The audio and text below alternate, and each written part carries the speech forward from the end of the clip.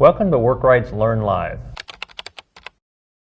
I'm Mark Sainer, Technical Manager for the Workrite Uniform Company, and today I'm going to be speaking with Marcia Evelyn with the Pacific Gas and Electric Company.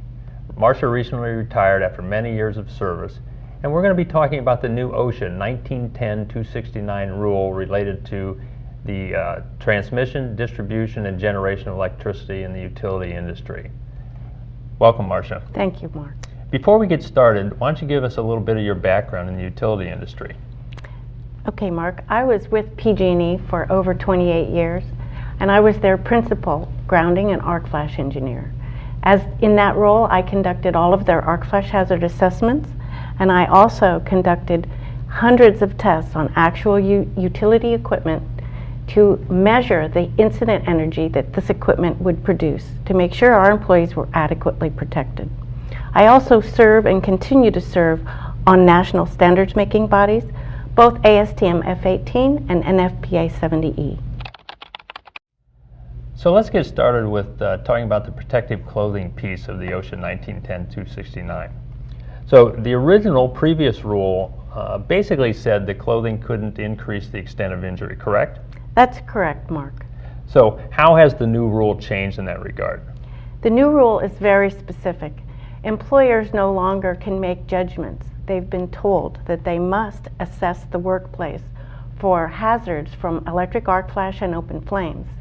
If employees are exposed to that arc flash, they must calculate the specific incident energy to which the employee could be exposed. If it's greater than 2 calories, then the employer must provide clothing rated greater than the hazard that they've assessed. There are 3 additional conditions where the employer must provide FR clothing.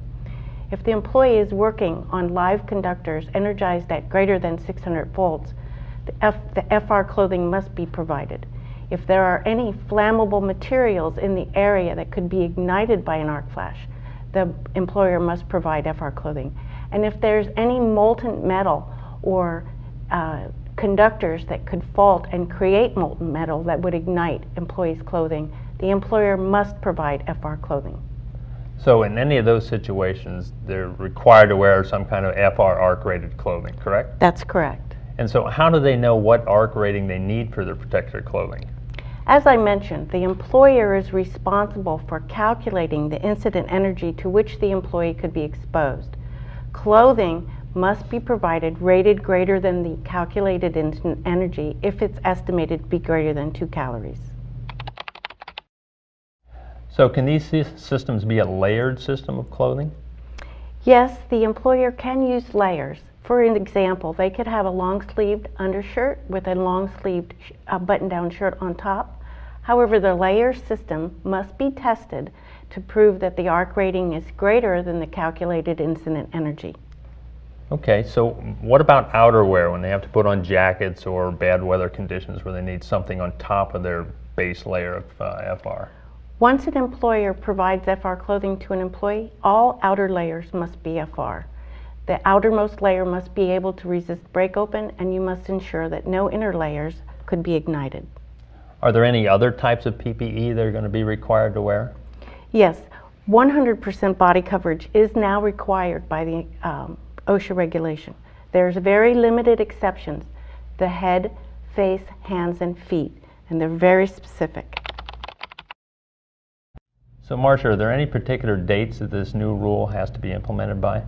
Yes, Mark, there are. OSHA has required that employers complete their arc flash hazard assessments no later than January 1st, 2015.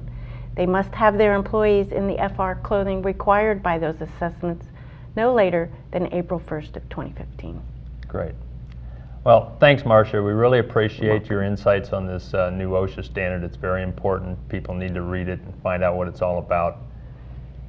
If there's other technical information you're looking for, check out the Workrite website at workrite.com. We've got lots of good information. We're going to have more interviews. There's webinars, blog posts, lots of information for you to check out. We appreciate you being here. Remember that Workrite's got your back, so be safe.